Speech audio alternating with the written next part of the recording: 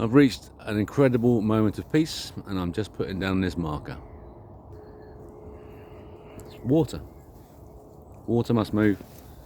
Moving water creates consciousness. The more motion that water has, the more consciousness there is on the planet.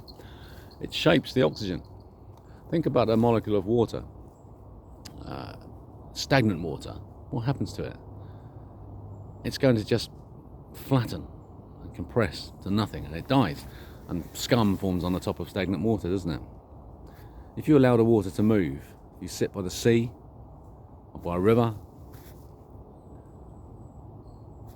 you feel different. The atmosphere is different because the oxygen is more energized with consciousness.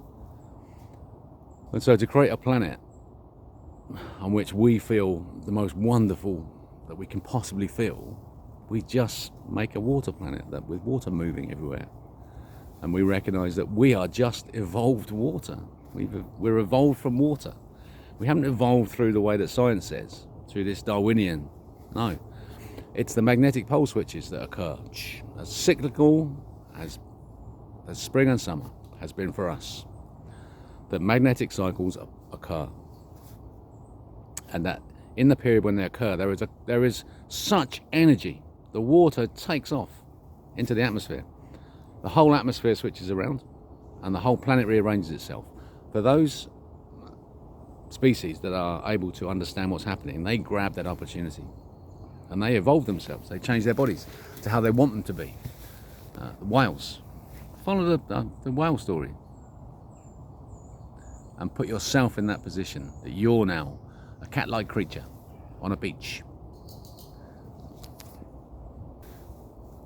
You're down there on the beach.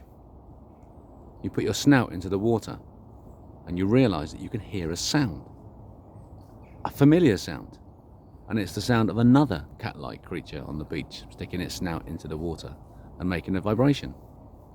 And what it creates is a thing of wonder. And that species recognizes itself.